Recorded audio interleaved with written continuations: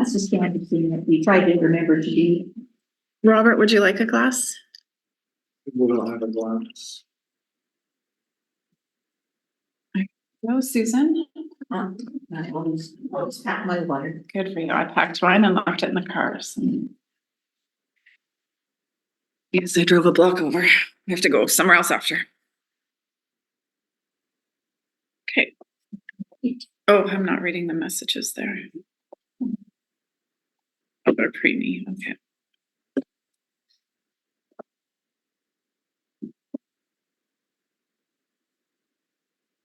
Great. So we'll call this meeting to order at 10:05. We acknowledge and respect the Indigenous peoples within whose traditional lands we are meeting today. And the motion to adopt the agenda, if So moved. any discussion? No, the only one Any was, additions? oh, I have a late item. I'm so sorry. So this came in late Friday, the Economic Development Caslo one. There was a request from Links. So it's on the agenda, the EDC. Can I just forward it to you? The request from them for discussion? Like the EDC is on the agenda, Yeah. so it's just an additional item to it. Okay.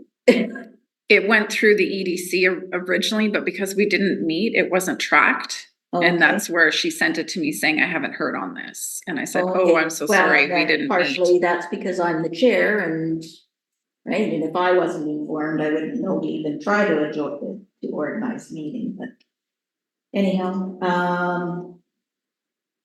yeah, I guess so, if you want to email it. It's a funding request that we didn't discuss the one for the chamber either, so. Well, that's what I was curious about as well. So I think it was just, like, she didn't send it to me. I'm not sure where it went. But there was no So quorum. we'll just discuss it. Okay, sorry. Yes, I'm sorry. Okay, so we don't need to change the agenda. No, my apologies. So, then all those in favor? Is carried. And I see that Joe, you need to leave, and I think your agenda items are at the beginning. We've got community facilities and recreation up first. So, we have no delegations. Well, actually, any errors or omissions in the minutes or, oh, okay, so those have been received. No delegation, so we'll move into staff reports. Budget discussion for S221. Who's gonna get started on that? So through the chair, maybe I will, and then Carrie will just explain the parks piece of it.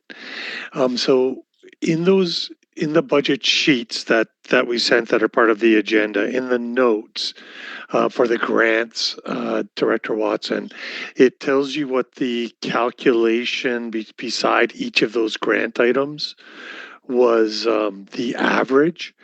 And then, so what I did was I took that average, subtracted it from what their grant request was for 2025. And that difference I entered into, I believe it is the transfer. It's either a transfer from other services or community development grants. I can't remember what the line is of revenue, but that's what that line is of revenue. So that dropped the requisition required for each of those grants by that difference between their request and the average.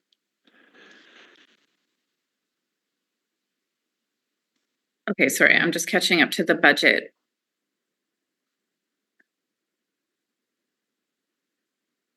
Can I ask a question? Yeah, go ahead. Sorry, Joe, this is a pretty complex budget. Can you just clarify for me again what you just said and give me either the page number or the item number? Sure.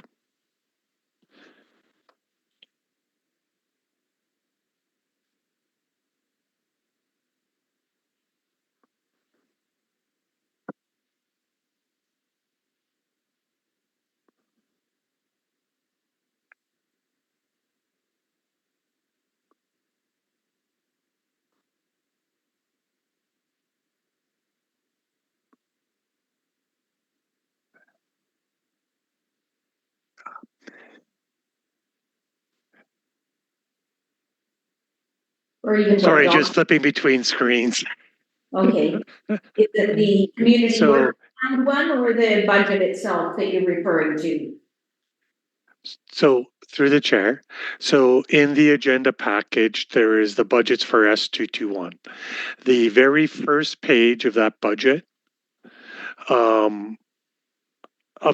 is the whole entire budget.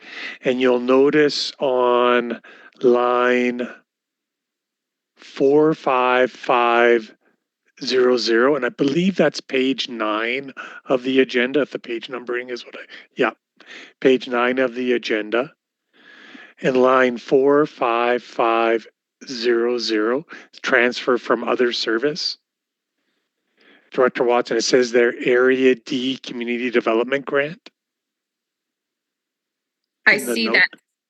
So There is that that- is the Go ahead. total. That's 16,371 is the total of all of the requests. It's the total of all of the requests and the difference between their average grant that they had received and what they asked for. So that's page 9. That's the total. And then if we go to, Does anyone have an extra pen? Thank you. sorry, and these things they ended up getting split across. Yeah. We want to get past all the Village of Caslo ones and to page 23 and page 24.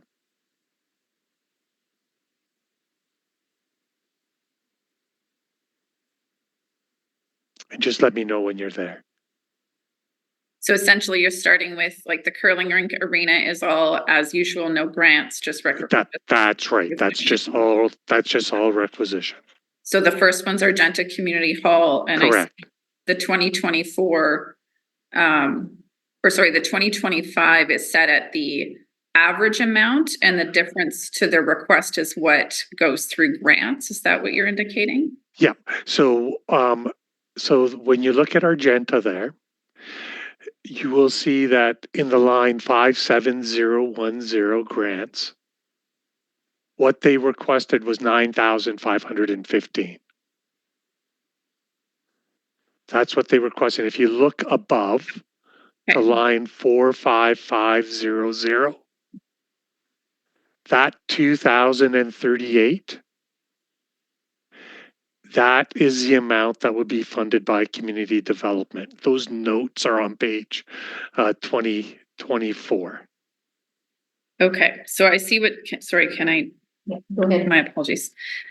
So if I'm following you, Joe, what you've done is you've taken an average over a couple of years to get kind of their general average request, and the difference is what you're putting through community development, and that is only for the Area D halls. Is that correct? That is correct.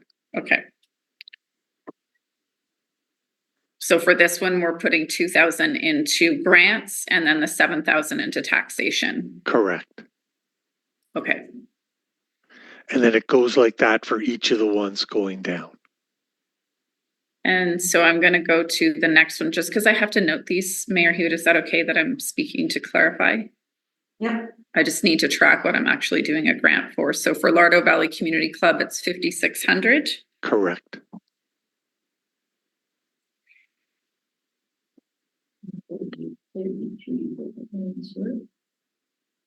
Oh.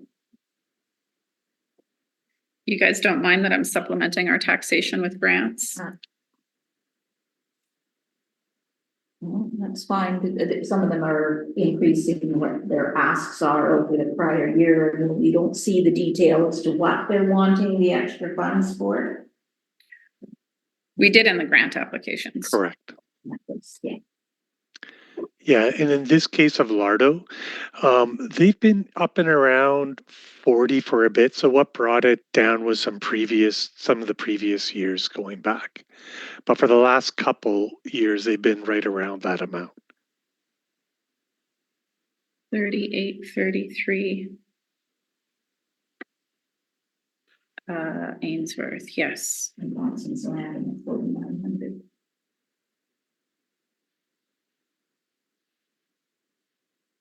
It's important to note that I guess it's difficult to track the amount of other grants I'm providing to these halls for their upgrades, especially for energy efficiency. Like Ainsworth went up because there was probably $100,000 worth of upgrades done.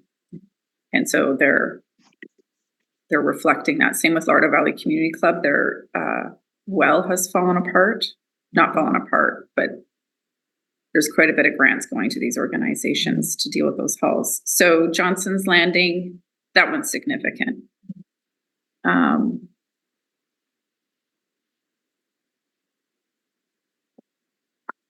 S221. For Johnson's Landing, the grant is the 4,900 transfer from other service. Yeah. Yep, that's correct.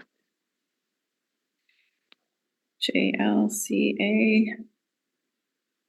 stats 7,900. Okay.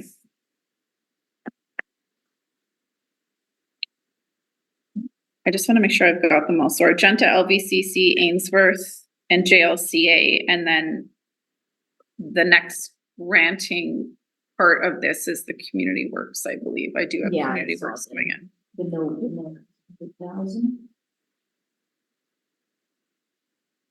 So maybe we'll just, I'm good with those amounts. Okay. And through the chair, Amy, do you want me to do that? Or do you want me to do the community development applications right away, or to wait until later in the year when the taxation actually would come into those for those? Yes, I think it would be best to do it when the taxation comes in. But I do need to communicate with them that there's two different income streams coming. So we can coordinate communication on that just to make sure that they know where to do that. You shouldn't have to do their grant application. Okay, no problem. I did sometimes when sometimes when it's a specific budget amount, then I've done them in the past for different services. Yeah. So when it comes to community works, because that is our parks, I would expect you guys to do those ones.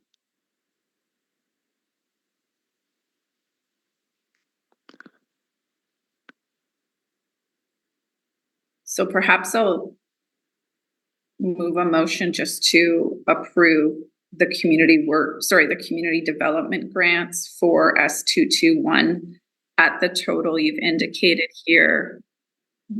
Now I've lost it. 16,371. 16,371. So I move that motion. From the Area D allocation. From Area D community development allocation. All right, I'm fine with that. Okay. Just make sure Christine's got that. This is helping me track things. And so I don't have to come back to you in a year saying, what did we do? So do you want them outlined in the resolution, what halls and the amounts are for, like in the resolution itself? If that's possible, it's super transparent that way. And I've gotten them written out, Christine, if it's easier for me to just write them out in an email to you or whatever is easiest for the resolution. That would be great if you could send it to me. Thank you. Okay. Well, we know what we're doing, so I'll just have to look at the minutes very carefully when just to make sure that we captured it. But I'm sure you'll have it. So, any further discussion? Nope. All those in favor? That has been carried. All right. I did want to ask a question on OPR 466100, the first budget after the main page. It's at zeros. Which was that one for? So I just got to go back. Hope I didn't close it. Last year it had a -3 and then $10,000. Sorry, through to which budget, which OPR again? It's OPR 466-100. And Okay, so that will be nothing.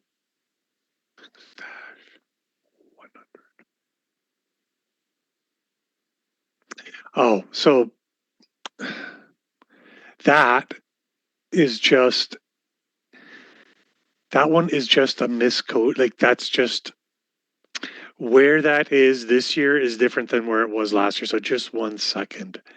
Oh, I do remember that. It was, I think whether it was the not recreation or the reserve contribution for the arena, was it? But there's only a few things that are even 10,000, so.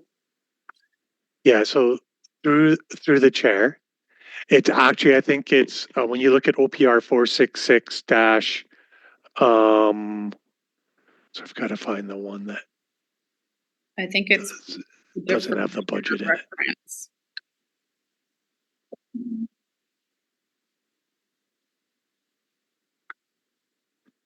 There's the rec grants, Castle Park. Oh, Caslow Park, because it's got nothing for year to date. But it does have a $10,000 budget. So it's actually for 104. Correct. Yeah, it's just that when they through the chair, when they coded the grant, they just coded it to the wrong work order. Okay. I'm curious on that one. In terms of getting reports from grants that we provide out, is there a report on parks that goes to council that could be sent to this committee? Okay, so that one through myself is the one that you had indicated that because staff used to spend a lot of time going over that, and then you had said that you didn't require reporting, so we quit having staff actually go to the effort of, because it took quite a bit of time to do that. So we hadn't, for the internal one, the Caslow Parks, because that was Village of Caslow. So if you want staff to start tracking that for 2025, we can, but for the last several years, there hasn't been. The last time we did that. Yeah. It's been not quite a while. I don't mean to create the report. I just mean if council's getting a park report kind of on an annual, just forward it this way. But if not, then don't create it. Not specifically for this. We've got work that we're doing in parks, but we don't. Yeah. This is only your second year, so you won't be able to. Yeah, not even second year yet. Yeah, that's true. Yeah, so there's no staff report for parks, or annual report currently being developed. We just spend money. Okay. Well, and it's all lumped into one big parks and recreation for us as well. And we don't track specifically this fund, right? We put money into the ball field, into Moye Beach and Vimy Park and other things, and the trails, but not, we don't specifically, I guess, we have the overall budget, but then it wouldn't have this $10,000 segregated as where it's allocated. Right. Yeah, no, to a certain part. I wouldn't expect it segregated. It just makes me realize like I've also been funding the ballpark, but I thought it went to you guys. Mm-hmm. There's just different avenues where I'm not in the loop. And if we're doing grant, reporting just to keep up, like you said, with the halls to understand what they're up to, right, which I think is really important. Yeah. We don't have to figure it out now, but maybe going into 2026, some way of just brief summaries or something, or if you guys don't report to council on, I realize you don't have individual service conversations, so it's quite different. Anyways, we can flag that for now. And just stick to this budget. Anything else that you wanted to point out on this budget, Joe, besides where the grants are coming into play to reduce requisition? And through the chair, Carrie does have his report, which is just the other part of the direction, which was about community work. So Carrie can go through that. Thanks, Yep. Joe.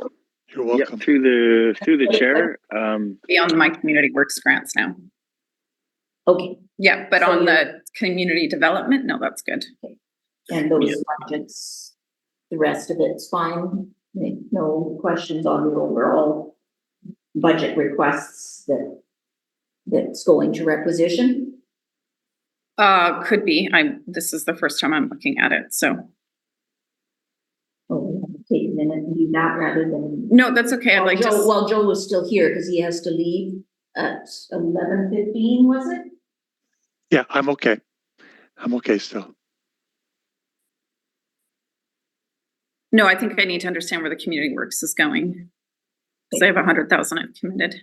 So I would like to know that. And I'm sorry, Carrie, it was impossible to read any agendas last week with all the board meetings. So, Yep, so, yep, through the chair. I mean, it's pretty simple. So the request, you'll see, it was just, staff were reminded that there was $100,000 committed for through community work funding for the regional parks.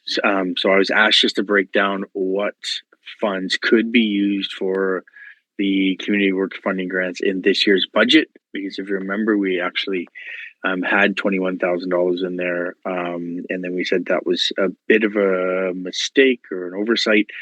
So we changed that to what can be used for community works. We went through everything and said these are the things we can pull out in 2025. And it's $13,000, and I've just listed the things that we will be using for community works funding, and that will be, carried into the 5-year plan for the rest of the work. I don't have information on the 5-year yet, because there's some more planning to do as we move forward. And to note that at Glacier, we do have that $94,000 that we are going to be doing work from that this year, because we do have to use that first.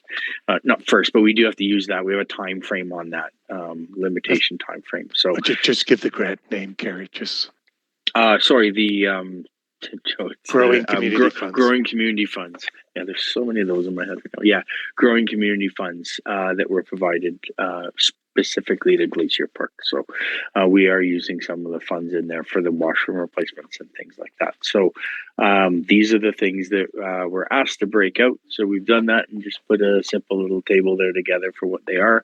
I have been in contact with Ashley Grant just on that $100,000. Sent the email that you provided me, Director Watson, just on the sort of commitment to that. So they've set that aside and understanding that that grant application is in the works. question? Sorry, I go back and forth between the informal and trying to be respectful. I'm so sorry. Thank you so much, Carrie. So for 2025, it's a $13,000 contribution from Area D Community Works to Lardo and Glacier. I see the breakout there. Am I following correctly? Correct. Okay. Supplemental to that, the additional funds I've committed is, just to be clear, it's not to find projects to do. It's that as capital items come up, that because I can use community works for them and keep it out of requisition, that is my intention. So no need to go and find anything, but just keep it earmarked as when something qualifies for capital in any of these realms. That's what it's there for. Through the chair, absolutely correct. Yes. Okay, great. Then I would move a motion that the committee approves the contribution from Area D Community Works funds for a total of $13,000 to Glacier and Lardo Park. 8,500 to Lardo and 4,500 to Glacier. Sure, yeah.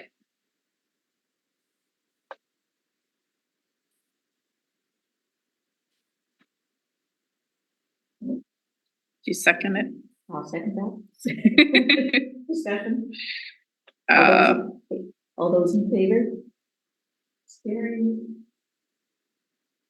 And just to clarify for Christine, do you want me to send that in the email as well as how that's broken out? Just between the two parts?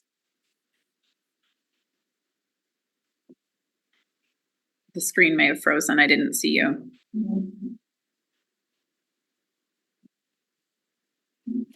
Sorry, are you asking me? Yes, I was just clarifying for the motion we just moved. Do you want me to include the amount per park emailed to you in the same email with the other breakdown? Sure, that would be helpful. Thank you. I will do that. Okay. So did you want to go back to the overall budget then? Just a couple of questions. I'm curious through the chair to staff, we go from 282 in 2025 to 341 in 2026, and then up to 553 in 2028, which I assume we would need an increase to the bylaw at that time, but perhaps not, depending on assessment. What is the jump? I don't see it in salaries. In fact, our salaries are going down. It's capital? Yeah. Yep. Through the chair, I can probably answer that a little bit. Some of those things, as were presented last year, really has to do with some of the asset management information that we've been provided. So that information is there again. That is, again, it's a bit of a placeholder on time.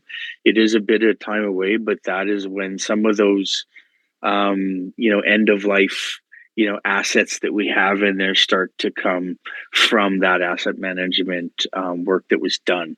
Again, there is leeway in kind of years, and I'm just kind of, when some of those things were put in, I can only go by what they were producing to us.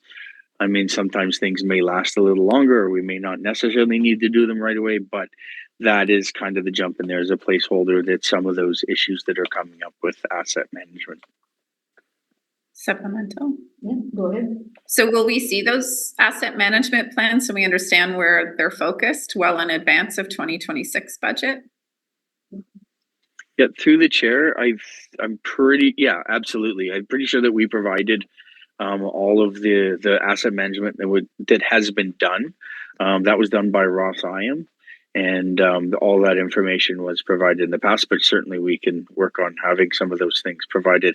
And again, we will make those assessments as well. Again, as we move along and look at those things that they said, and some of them may be accurate, others maybe a little less accurate. But again, it was just important to kind of put a placeholder in for some of those things, understanding that they are coming up in the future. And that is, I know we have talked about last year as reserves and how much money we had in reserves, and looking towards those with some of the reserves that we have. Continue. Yeah, actually, I'll insert a question. Joe, I think had a. For the 26 all the way up to 2029, it's got the $14,030 as a negative at the bottom, and that's Sorry.